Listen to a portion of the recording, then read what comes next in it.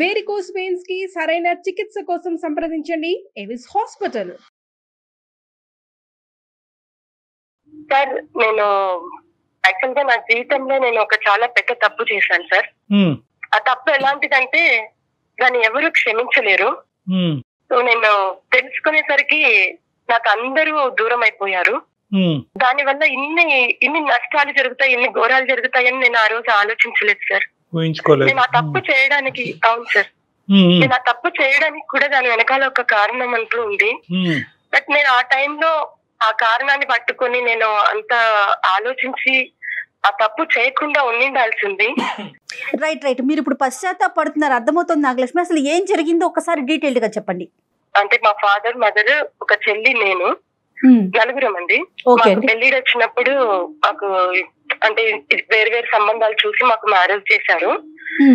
So ఊర్లో వచ్చేసేసి అందరూ అంటే పెళ్లి జరిగిన కొద్ది రోజులకి అందరం బానే ఉన్నాము. కానీ మా చెల్లి హస్బెండ్ వచ్చేసి చాలా అందంగా ఉంటారు. సో చాలా మంది నా స్నేహితులు, ఊర్లో తెలిసిన వాళ్ళు వీళ్ళంతా వచ్చి నాతో చెప్పేవాళ్ళు, మీ అమ్మ నాన్న ఎందుకు నీకు ఇంత యావరేజ్ గా ఉన్న భర్తను తెచ్చినారు, మీ చెల్లికేమో అంత అందగాన్ని తీసుకొని వచ్చినారు, మీరు మార్చుకుంటే బాగుంటుందేమో, ఈడు జోడలు బాగుంటుంది. ఓ రకంగా చెప్పాలంటే నువ్వు చాలా అందంగా ఉంటావు, కానీ నీకేమో అలా ఈ మొగుడు దొరికినాడు, మీ చెల్లెలకేమో మంచి భర్త దొరికినాడు కదా అని ఇలా చెప్పడము. నేను వాటి గురించి పెద్దగా పట్టించుకోలేదు, కానీ ఏదో ఒక సందర్భంలో అలా ఆలోచించాల్సి వచ్చింది. ఎంతకాలం అమ్మా ఇది? ఎంతకాలం క్రితం విషయం అమ్మా? ఎంతకాలం క్రితం ఇది? ఎన్ని ఇయర్స్ అయింది? 15 సంవత్సరాలు అయింది. 15 ఇయర్స్ అయింది. మీకు మీ చెల్లి ఏజ్ గ్యాప్ ఎంతమ్మా? నాకు నా చెల్లి ఏజ్ గ్యాప్ వచ్చేసి ఒక 4 years ఉంది సార్. ఇద్దరు పెళ్లి ఒకే వేదిక మీద జరిగిందా? ఒకే వేదిక మీదనే జరిగింది సార్. ఎందుకు అలా 4 సంవత్సరాలు చిన్నదన్నటువంటి ఆమె మీ పెళ్లి ఒకే వేదిక మీద ఎందుకు చేయాలనుకున్నారు పెద్దవాళ్ళు? అంటే పేరెంట్స్ ఇద్దరిది ఒకేసారి చేస్తే అయిపోతుందని అనుకున్నారు. బట్ నా చెల్లి హస్బెండ్ పెద్దవాడే వయసులో. సో కాకపోతే మంచి సంబంధం కుదిరింది అని చేసేసారు. కానీ ఎప్పుడు మేము మాట్లాడుకున్నది లేదు, ఎందుకంటే మ్యారేజ్ అయిపోయాక ఎవరి జీవితం అయిపోయింది. ఒక సందర్భంలో నేను మా చెల్లెల హస్బెండ్ మేమందరం కలవాల్సి వచ్చింది. అలా కలిసినప్పుడు ఆయనతో మాట్లాడాము. సో ఇలా మాట్లాడుతూ ఉండగా ఆ సందర్భంలో ఏమైందంటే మా ఇద్దరికి ఒకరి మీద ఒకరికి ఇష్టం అనేది ఏర్పడింది.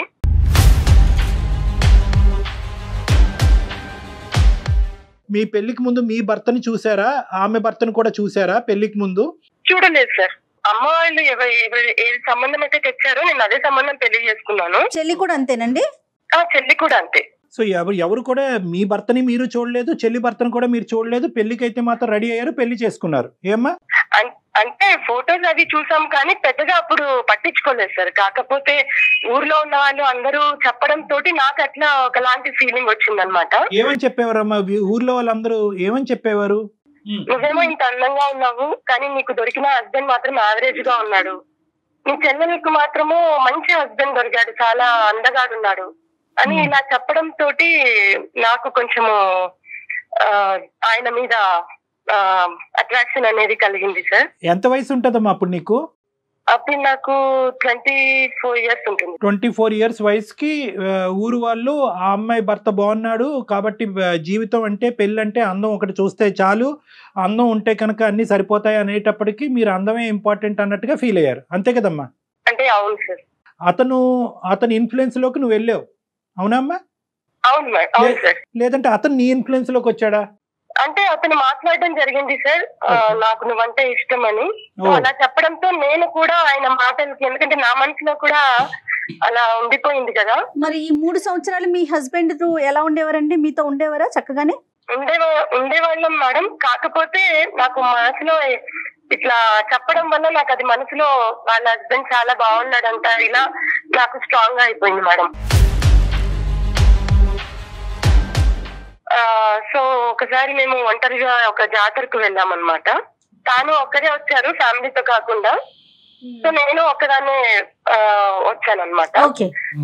అలా జాతరకి వెళ్ళలేదు, పక్కదోవలోకి వెళ్ళారు, అంతే కదమ్మా? అంటే అప్పుడు జాతర అని చెప్పి మేము అలా అదేనమ్మా, మీరు ఇద్దరు అట్రాక్ట్ అయ్యారు, ప్రపంచానికి కనిపించకూడదు, పెళ్ళైనటువంటి ఒక ఆడపిల్ల, పెళ్ళైనటువంటి ఒక మగాడు, తప్పుదారిలో వెళ్ళాలి అని అనుకున్నారు, ఒకరికొకరు ఇన్ఫ్లుయెన్స్ అయ్యారు, అది పబ్లిక్ అయితే బాగుండదని అనుకున్నారు కాబట్టి జాతరకి వెళ్ళారు.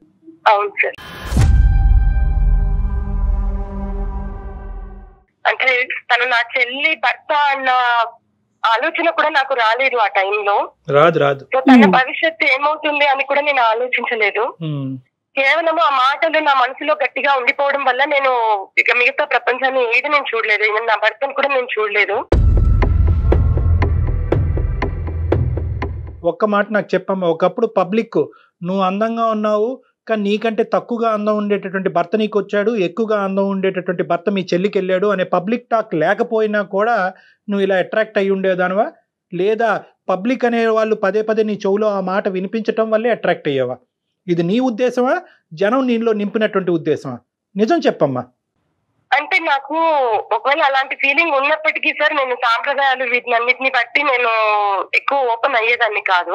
సో ఒక రకంగా నాకు ఇట్లా వాళ్ళు చెప్పడం వల్ల ఇన్ఫ్లుయెన్స్ మాటలు కొంచెం స్ట్రాంగ్ అయిపోయినాయి సార్. నేను అనేది ఏంటంటేనమ్మా, మనం చేసినటువంటి తప్పుని సమాజం మీద రుద్దొద్దు. ఇక్కడ ఏంటంటే నీ మనసులో మొదటి నుంచి ఒక కలత ఉంది, మా సిస్టర్కి అందమైన మొగుడేంటి, నాకు తక్కువ అందమైనటువంటి మొగుడేంటి, మొదటి నుంచి నీ కన్ను అతని మీద ఉంది. అదేంటో మనకి కోయిన్సిడెన్స్ అనుకోవాలో, సాంప్రదాయాల గురించి ఇద్దరు బాగా నమ్మేటటువంటి వాళ్ళు మీరిద్దరు, అతని కన్ను కూడా నీ మీద పడింది, నీ కన్ను అతని మీద, అతని కన్ను నీ మీద పడింది. దీనికి చుట్టుపక్కల వాళ్ళు చేయటం ఆజ్యం పోసినట్లయింది. ప్రజలు ఏమన్నా అనుకుంటారు. ఇప్పుడు మీ భర్త గురించి మీరు ఎలా చెప్పుకుంటే దాన్ని ప్రజలు నమ్ముతారు. ప్రజలను మీరేంటంటే ప్రజల మాట నమ్మారు. లేదండి అందం ఏముంది, ఈ రోజు ఉంటుంది, రేపు ఉండొచ్చు, ఉండకపోదు, అందమైనటువంటిది మనసులో ఉంటది, నా భర్త ఇంత గొప్పవాడు అంత గొప్పవాడు అంటే కనుక చుప్పని నోరు మోస్తారు ఆ సమాజం. నువ్వు చెప్పుకోలేదు, అవునా నిజమా అని చెప్పి అదే లూప్ లోకి వెళ్ళావు, అటువైపు అట్రాక్ట్ అయ్యావు.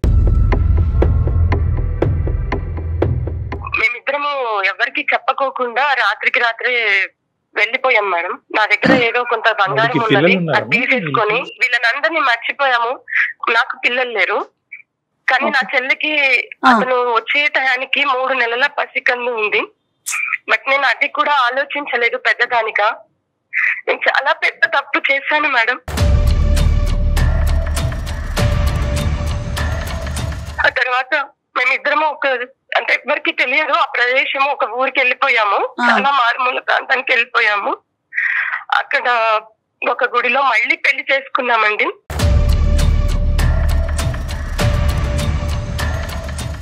వీళ్ళందరినీ మర్చిపోయి కొత్త జీవితం స్టార్ట్ చేశాము. ఇదిలా కొన్ని సంవత్సరాలు జరుగుతుండగా మాకు ఒక బాబు పుట్టాడు. చెల్లి వాళ్ళు నా తల్లిదండ్రులు మమ్మల్ని కలవడానికి చాలా ప్రయత్నాలు చేశారు. ఊర్లో వాళ్ళు ఇలా చెప్పడం తోటి వాళ్ళు కూడా తెలుసుకుని మా దగ్గరికి వచ్చి ప్రయత్నం చేశారు, కానీ మేము రానివ్వలేదు. మీరు మా జోలికి రాకూడదు, మా లైఫ్ మాది, మేము మా బ్రతుకులు మేము బ్రతుకుతున్నాం, మేము సంతోషంగా ఉన్నాము, మిగతా వాళ్ళ బ్రతుకులు ఏమైనా అవని మాకు సంబంధం లేదన్నట్లుగా నేను ఆ రోజు చాలా కఠినంగా మాట్లాడేసి నేను వాళ్ళ నెంబర్లు కూడా తీసేశాను. నా నెంబర్లు కూడా అతని నెంబర్లు కూడా మార్చేసుకున్నాము. స్వార్థం, అహంకారం, గర్వం అన్నిటితో నిండిపోయింది అనమాట ఆ టైంలో. సరే చెప్పమ్మా. ఆ తర్వాత నా చెల్లెలు కూడా నన్ను కలిసే ప్రయత్నం చేసింది, బట్ నేను తనని కూడా యాక్సెప్ట్ చేయలేదు. ఆ చిన్న పాప ఉంది నాకు, తను చాలా బ్రతిమలాడింది తన భర్తని తనకి ఇచ్చేయమని, కానీ పెళ్లి చేసేసుకున్నాను, ఇప్పుడు నా భర్త అయ్యారు అన్నట్లుగా నేను మాట్లాడేశాను.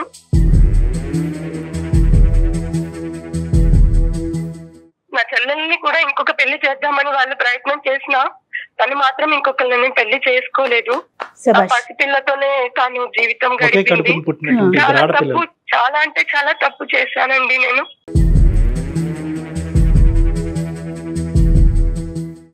తనతోనే జీవితం నాకు బాగుందని నేను ఇలా అనుకున్నాను, కానీ దీని వెనకాల ఇంత బాధ ఉంది, ఒక్కళ్ళని ఇలా నేను బాధ పెడుతున్నానని మాత్రం నేను ఆ టైంలో గ్రహించలేకపోయినాను.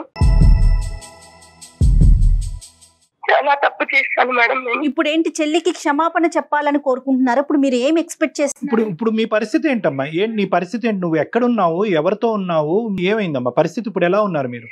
ఇప్పుడు నా హస్బెండ్ కూడా లేరు మేడం, నా హస్బెండ్ కూడా చనిపోయారు. సంవత్సరం వరకు నేను కూడా తేలుకోలేదు, కానీ తన రూపం అయితే నాకు ఇక్కడ ఉంది కదా, నేను తనతో అయినా మంచిగా బ్రతకాలి, తన రూపాన్ని నా బిడ్డలో చూసుకొని బ్రతకాలి అనుకొని నేను తనని చూసుకుంటూ బ్రతుకుతున్నాను.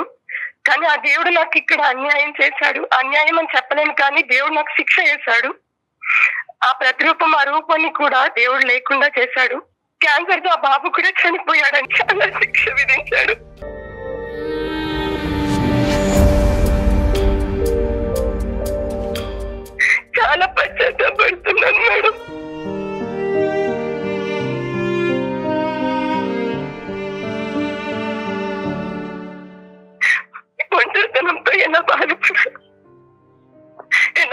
నా చెల్లెలప్పుడు ఎలా భరించిందో నాకు ఇప్పుడు అర్థమవుతుంది.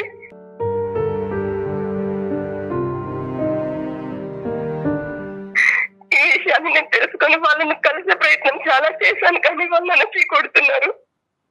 ఈ తప్పుకు అసలు ఏం చేయాలో అర్థం కాక నేను నా చెల్లి కాళ్ళు పట్టుకొని నేను తనని గట్టించాడి, తను తిట్టినా కొట్టినా ఏం చేసినా సరే నేను తన దగ్గర ఉండాలని, తనని బాగా ఇక మీద బాగా చూసుకోవాలని అనుకుంటున్నాను. కానీ తను నన్ను చీకొడుతుంది.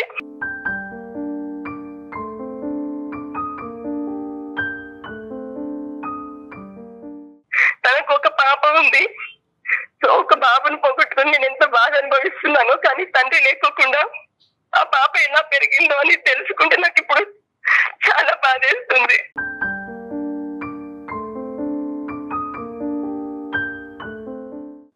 సో నాకు ఇప్పుడు మిగిలింది రెండు మార్గాలు. ఒకటి చావు, లేదా మీరైనా నా చెల్లెలతో మాట్లాడి తనని ఒప్పించి నన్ను అక్కడికి చేర్చడం. ఎందుకంటే నేను ఈ ఒంటరితనంతో బ్రతకలేకపోతున్నాను. నాకు దయచేసి మీరైనా న్యాయం చేయండి మేడం. అంటే ఒక్కటి నాగలక్ష్మి, మీ చెల్లెలతో మాట్లాడతావా మీ తల్లిగారితో మాట్లాడతావా అనే సబ్జెక్ట్ తర్వాత మాట్లాడదామమ్మా. ఒక్క ప్రశ్న నిన్ను అడగాలని అనుకుంటున్నాను. నిన్ను చూస్తుంటే ఐ థింక్ 90% చూసేటటువంటి ప్రేక్షకులకి నువ్వు పడేటటువంటి బాధను చూసి కన్నీళ్ళు వచ్చేటటువంటి వాళ్ళు 10% ఉంటారు, 90% మాత్రం నీ మీద కోపం పడేటటువంటి వాళ్ళే ఉంటారు. No doubt about this. ఎందుకంటే కనుక ఎప్పుడు నీలో రియలైజేషన్ వచ్చింది, ఎప్పుడు నీలో ఒక అవగాహన వచ్చింది అంటే కనుక ఎప్పుడైతే కనుక నువ్వు ఒంటరి అయ్యావో అప్పుడు. అంటే అప్పటి వరకు నీకు ఒంటరితనం వల్ల వచ్చేటటువంటి బాధ నీకు అర్థం కాలే. నీ భర్త ఒంటరితనాన్ని చూశాడు, ఒక చంటి బిడ్డతో నీ చెల్లెలు ఒంటరితనాన్ని చూసింది, మీ తల్లిదండ్రులు అవమానంతో సమాజం అంతా కూడా వాళ్ళని ఏకాకి చేస్తుంటుంది, ఆ ఒంటరితనాన్ని వాళ్ళు అనుభవించారు. ఈరోజు ఒంటరితనం నీ కాళ్ళ దగ్గరికి వచ్చేటప్పటికి నీకు ఆ బాధ తెలిసింది. సమస్య వస్తే ఇప్పుడు తనకు దిస్ ఇస్ పాయింట్ నెంబర్ 1. ఇంకొకటి ఏంటంటే తప్పైపోయిందండి తప్పైపోయింది అని మాట్లాడేటటువంటి నాగలక్ష్మి గారు ఎప్పుడు తప్పైపోయింది అని రియలైజ్ అయ్యారంటే కనుక 15 సంవత్సరాల తర్వాత. ఒకప్పుడు నీ భర్త నీ పక్కనుంటే, నీ కొడుకు నీ చెంతనుంటే నిజంగా మాకు ఫోన్ చేసి ఉండేదానమ్మా, ఈరోజు ఈమెయిల్ వచ్చి ఉండేదా మా దగ్గరికి. ఇంకొక 15 సంవత్సరాలు, ఇంకో 20, ఇంకో 30 సంవత్సరాల పాటు నీ రాజభోగాల్లో, నీ ఆనందాల్లో, నీ సంతోషాల్లో, సారీ అమ్మ పుండి మీద కారం జల్లుతుందని అనుకోవద్దు. ఎందుకంటే కనుక ఇలాంటి అంశాలు చూసేటటువంటి ప్రేక్షకులు ఎవరైనా ఉంటే కనుక అంతా అయిపోయిన తర్వాత ఒంటరితనం వచ్చిన తర్వాత ఇప్పుడు నాలుగు ఖర్చుకుని చేతులు కాల్చుకుని ఇప్పుడు నేను సూసైడ్ చేసుకున్నాలని అనుకుంటున్నాను అనేటటువంటిది మీ గురించి కాదు. ఇది తప్పు అన్నది మీరు ఎప్పుడు వచ్చింది, మీ బాధ మీకు తెలిసేక. అంటే ఇప్పటికీ కూడా ఒక ఒంటరితనం వల్ల వచ్చినటువంటి అవగాహన రియలైజేషనే కానీ చెల్లి బాధపడుతుందనో తల్లి కష్టపడుతుందనే కాదు, నాకు తోడు కావాలి కాన్సెప్ట్ మళ్ళీ స్వార్థమే. ఇక్కడ మళ్ళీ కాన్సెప్ట్ స్వార్థమే. అప్పుడు మీ అతనితో వెళ్ళిపోవటం స్వార్థం. అక్కడికి వెళ్ళి 15 సంవత్సరాల పాటు వీళ్ళు కాళ్ళ వేళ పడుతుంటే కనుక వీళ్ళని మెడ పట్టుకుని నెట్టేయటం అక్కడ కూడా స్వార్థం. ఇప్పుడు మళ్ళీ వాళ్ళిద్దరు చనిపోయారు కాబట్టి నేను ఒంటరితనంగా ఉన్నాను, అమ్మ నాకు భిక్షం పెట్టు, చెల్లి నాకు భిక్షం పెట్టు అని చెప్పి ఒంటరితనం నుంచి నా బయట అయ్యామంటాం కూడా ఇది కూడా స్వార్థమే. ఎలా జాలిపడమంటారు మీరు, ఏమని అడగమంటారు మీ చెల్లిని? అక్క చెల్లికి చెప్పాలి. అలాంటిది ఆ అమ్మాయి ఏమొచ్చి నా భర్త వేరే మా అక్కతో వెళ్ళిపోయినా కూడా ఎంత మనస్తాపం చెంది ఉంటుంది. సహజంగా ఏంటంటే భర్తలు ఈ విధంగా ప్రవర్తించినప్పుడు ఆడవాళ్ళ మనసు ఇరిగిపోతుంది. భర్తలు వెళ్ళి అక్కలతోనే లేచిపోయినప్పుడు ఆ అమ్మాయి పరిస్థితి ఎంత భయంకరంగా ఉండుంటుందండి. వెళ్ళమ్మా నువ్వు పెళ్లి చేసుకో అమ్మా, చంటి బిడ్డతో నువ్వేం ఒంటరిగా బతుకుతావు అంటే కనుక ఆ మాట కూడా ఆ అమ్మాయి కొట్టిపారేసి మా అక్క చేసినటువంటి తప్పు నేను చేయను, ఈ బిడ్డ గురించి నేను ఇలాగే బతుకుంటానని చెప్పి ఆ అమ్మాయికి ఉండేటటువంటి ఆలోచన, ఆ అమ్మాయికి ఉండే అవగాహన చూడండి. ఇప్పుడు మీ తల్లిదండ్రులకు కానీ చుట్టుపక్కల వాళ్ళందరికీ కానీ ఒక భయం ఉంటుంది. ఏంటి ఆ భయం అంటే కనుక అమ్మో ఈ అమ్మాయి వచ్చి ఈ అమ్మాయిని చెడగొడుతుందేమో, మళ్ళీ ఈ అమ్మాయి దగ్గర నుంచి ఏమి ఈ అమ్మాయి లాక్కుని వెళ్ళిపోతుంది అనేటటువంటి భయభ్రాంతుల్లో వాళ్ళందరూ ఉంటారు. నిజంగా నీలో ఒక మార్పు వచ్చిందా, ఒక పశ్చాత్తాపం వచ్చిందా, ఒక ఆలోచన వచ్చిందా? నిజంగా పశ్చాత్తాపం వచ్చింది సార్. మీ చెల్లి బిడ్డ చూస్తాడు, అమ్మా ఈ పెద్దమ్మైనా మా నాన్న పట్టుకెళ్ళిపోయిందని అంటాడు. నిజంగా ఆ మాట అని మీ వైపు వేలెత్తి చూపెడితే కనుక ఈ పెద్దమ్మ రాక్షసేనమ్మా నా నాన్న పట్టుకెళ్ళిపోయిందని అడుగుతుంది ఆ చంటి బిడ్డ. తట్టుకోగలరా? ఇలాంటి మాటలన్నీ మీరు తట్టుకునేటటువంటి కెపాసిటీ మీకుందా?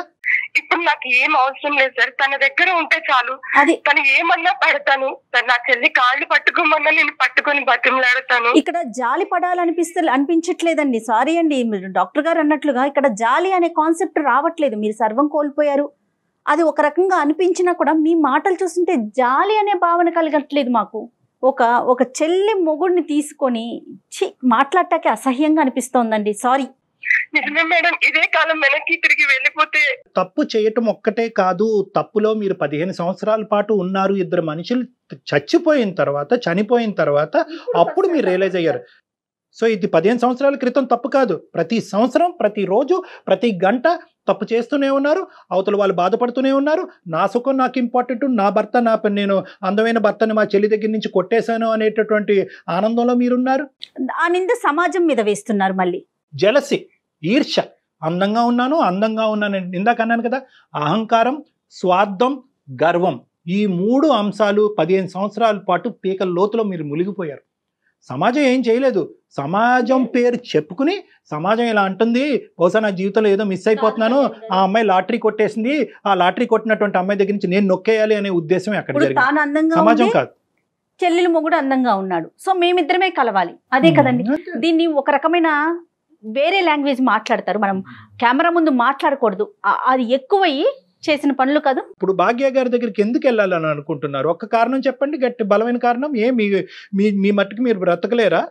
లేదు సార్, నేను చేసిన నా తప్పుకు ప్రాయశ్చిత్తంగా నేను తన సంతోషాన్ని అంతా నేను తీసేశాను. నేనే కారణము. భాగ్య ఏం చెప్తుందో నాకు తెలీదు, కానీ భాగ్య ఏంటంటే తన జీవితం ప్రయాణం ఇంకో విధంగా సాగటం ప్రారంభించింది.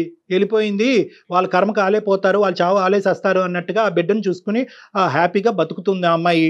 ఇప్పుడు వెళ్ళి మళ్ళీ తీపి గుర్తు చేస్తావా? తీపి జ్ఞాపకాలు గుర్తు చేస్తావా?